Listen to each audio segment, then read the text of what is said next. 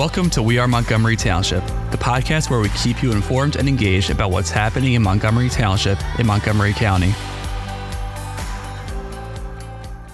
Welcome back to this edition of We Are Montgomery Township podcast. My name is Carolyn McCreary. I'm the Township Manager. With me today are our Public Information Coordinators, Derek Muller and Ava Comaz. Welcome to your own podcast. Thank you. Thank you. So Derek, I'm going to start with you. Do you want to give us just a little bit of your background? Sure.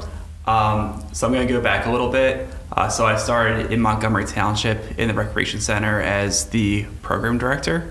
The way I got there is I grew up in a Parks and Rec family. My parents were both recreation leaders in Philadelphia, so we grew up having camp counselor roles, lifeguarding, working at different rec centers. So I eventually became a recreation leader in college and assistant rec leader. And then upon graduation, I became full-time. So I stuck with it for a while. But I did go to college for communication and mass media. So that's where it ties into public information. As a program director, I really enjoyed the community engagement aspect of it. And I knew I was pretty gifted at writing the emails to parents and communicating with them because my boss had said so.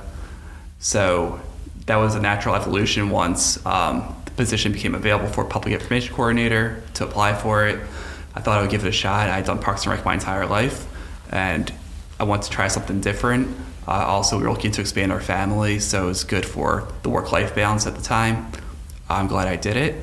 I love Parks and Rec, and I would definitely go back at some point, given the opportunity, but I really enjoy what I'm doing now too, because it's very creative. Ava, your journey's a little different. You're a little newer, so do you want to elaborate? Yes, absolutely. So I am a recent college graduate of Monmouth University. I majored in communications with a concentration in journalism and public relations, and I earned a minor in sociology as well. So I was applying for jobs post-grad, and I wasn't really sure quite where I would end up. Communications is a pretty versatile major, so I was applying for lots of different positions, and Chief Bill Peoples is my neighbor, and he told me about this position, and I looked into it, and I said, this seems like something I would really enjoy doing. It kind of combines the communications and sociology aspects that I love so much, and I didn't want to let either part fall by the wayside.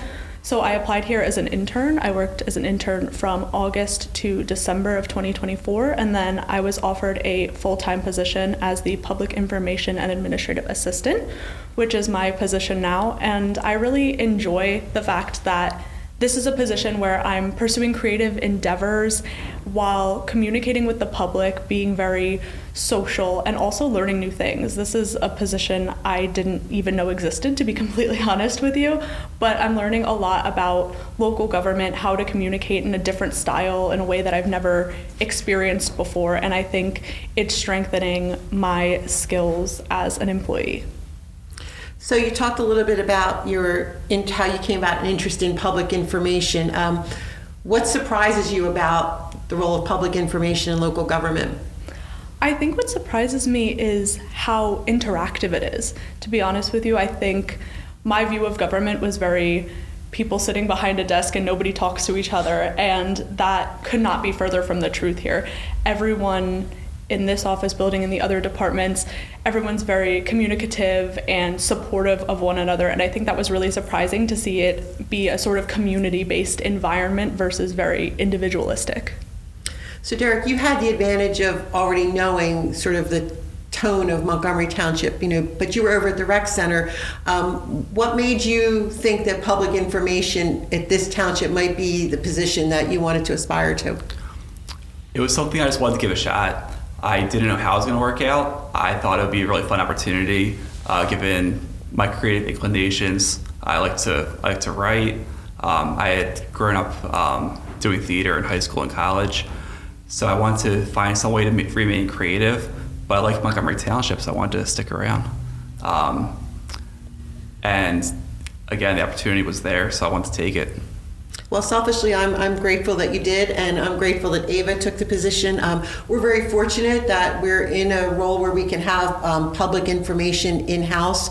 We don't have to outsource it, because I feel like information happens so much more quickly now to get it out to people. Also, the tone of our communications needs to be, vetted each time. And when you're part of us, you get the flavor of what we're trying to do. What do you see as the role of the Public Information Office? Yeah, so I think it's a very wide net that you cast. So for instance, I think that when I had taken this job, a lot of the philosophy here was kind of push the information out, make sure residents have the information. Now it's shifted more towards engaging the community. So you want to make sure that, number one, they have everything that they need to know, but also find creative ways to get them to pay attention and engage with us, because a lot of times you'll get really good ideas by listening to. So in the 5 years that I've been here, which is hard to believe it's 5 years, what changes have you seen in public information, within the township and how we're doing things? Yep. Again, it's kind of that shifting from pushing information to really try to make those connections and engaging with everyone. A big thing is technology. Even as early as late as 2021, tools like Canva weren't what they are today. And there's a lot of tools to make things so much easier for us, and it allows us to really get our whole team here in Montgomery Township involved. So I think that's a really big thing. We work a lot on internal engagement too. So I think that whereas before it was kind of put the book out, do a little bit of social media, it's really grown into this big behemoth where we're doing a lot of things and really expanding every day. Ava, how about you for the last 5 years? What have you seen in trends in social media? The biggest trend I think I've seen in social media is there's actually been sort of an up and down sort of motion. So initially, social media was very organic. People were posting about everything that they were doing in their day, that they ate a sandwich for breakfast, that they're going on a run. And then it became very polished. So people were posting only their best moments, not showing their authentic selves. And now we're shifting away from that and going back to that authenticity. And I think that that's really important, and something Derek and I have talked about and are working on is that humanization. So local government, I spoke about it. It seemed very regimented in one way, and as I'm learning, I want to teach residents what I'm learning as well, which is that local government is a group of people who are passionate about what they do. And they're people outside of their jobs, they have personalities, and that is something that our audience has been really receptive to so far with some of our new endeavors, such as our Meet Our Team Mondays. People tend to like those. We recently did a creative job posting for the Recreation Center, which people were receptive to as well. So they're looking for less of that polished approach now and more of the natural approach. It's interesting because I think in the past when people hear government, they think of bureaucrat. And like you said, they think of, just a large room with a lot of cubicles, and, and also I think people tend to get more involved with government at higher levels. People get passionate about a national election or a statewide election. They don't realize that the people in our buildings affect their lives daily, whether it's first responders who come when you call 911, either because of a true emergency or, a mom who locks her car keys in the car and she's got a toddler in the back and she's frantic. Public Works, every park that's here, and there's 16 of them, somebody's there making sure that they're maintained. The roads, we all know about the plowing and the salting in the winter, but there's a whole host of things that are done, the other months of the year. And I think, what I've seen where you're taking it now is really important for people to understand that there are people behind those titles. Like you said, there's an advantage to me knowing the tone of Montgomery Township coming in here, but the way that we're set up right now, there's a big advantage to having someone else come in a few years later who doesn't have that background, because you get those fresh ideas. You're kind of steeped in, this is how we're doing things, it's going great, we're trying new things, but you really get fresh perspectives by bringing someone else in who doesn't have that knowledge from before. I thought that's been really helpful for us. I think also someone who's just come out of a formal education process, what you might have learned about in communications when you were as an undergrad is very different than, yes, the foundations are always there, the who, what, where, when, why, those are always in place when you're talking about, getting information out. But the things that are being taught, like you said, Canva. I remember when I got here, we weren't on Instagram, and who would have known that like our LinkedIn presence would be followed as much as it is. So I think you're absolutely right. A fresh set of eyes is always good, but the balance is also recognizing who we are and what we do every day. Yeah, and to that point, like my generation really grew up in social media, right? We were kind of the first generation to really grow up with it. So by the time we got to college, it was still pretty experimental, honestly.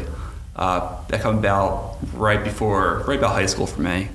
So even LinkedIn, like it was kind of like, this exists, make your profile. That was all we learned in college. I think it's a lot more robust now.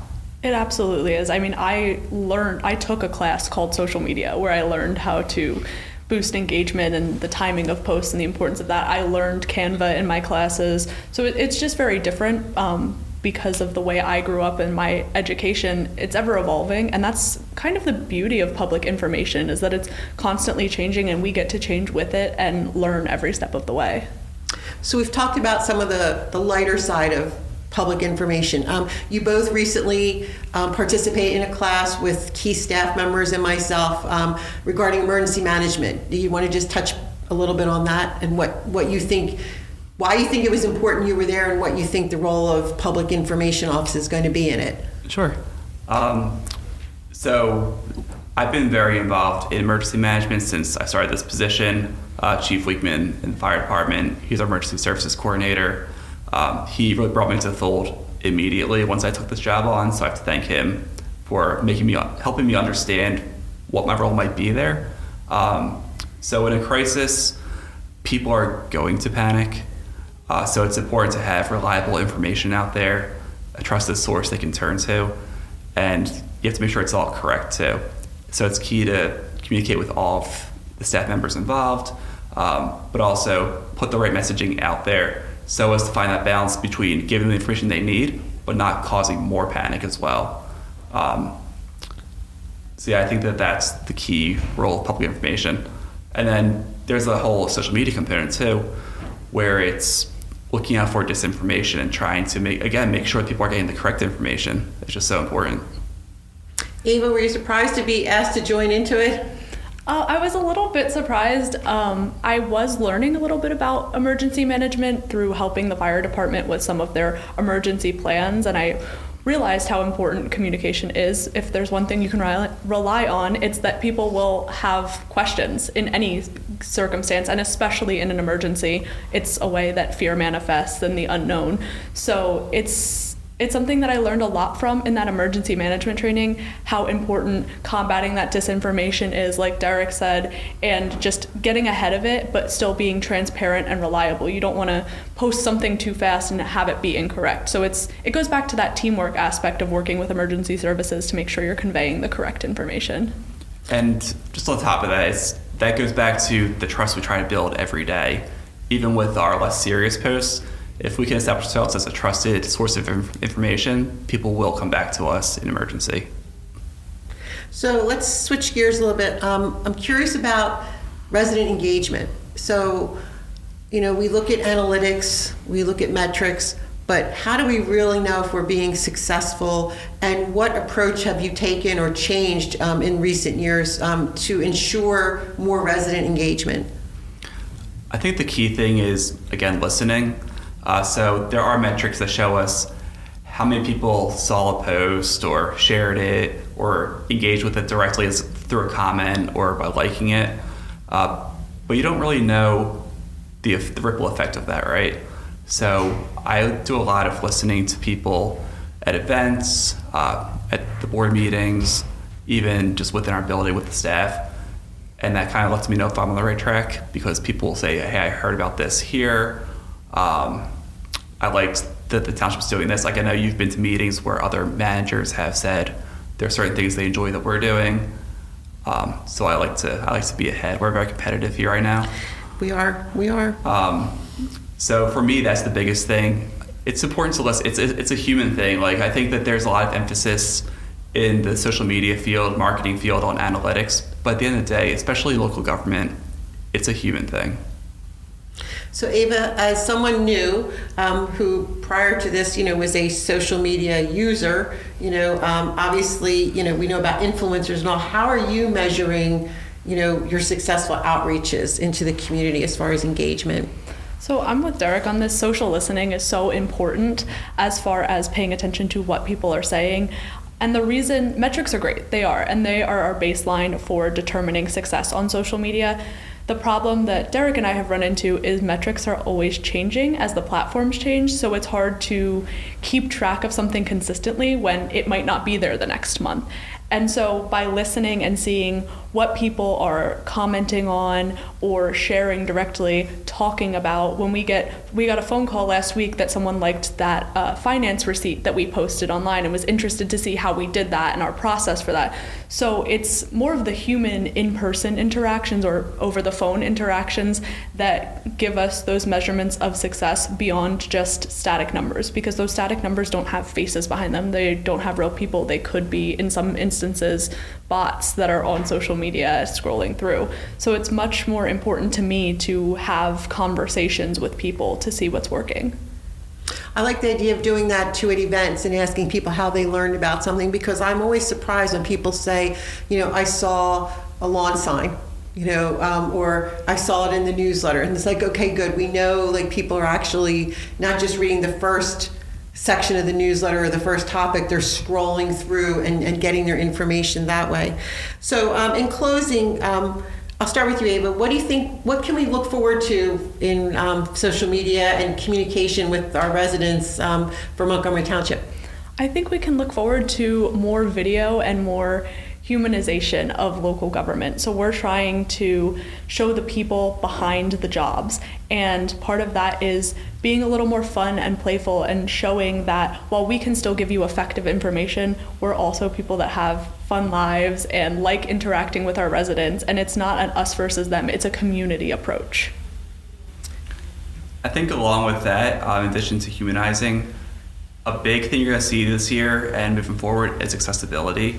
A lot of different measures being taken to improve accessibility, which is going to account for technical things like color contrast and the wording of information, font sizes, stuff like that, but also just navigation, how people interact with our website and social media, and I think with local government at large too. That's great. Well, thank you both for your time, and join us for our next episode when we post it. Thank you. Thank you. Thanks for listening to the We Are Montgomery Township podcast.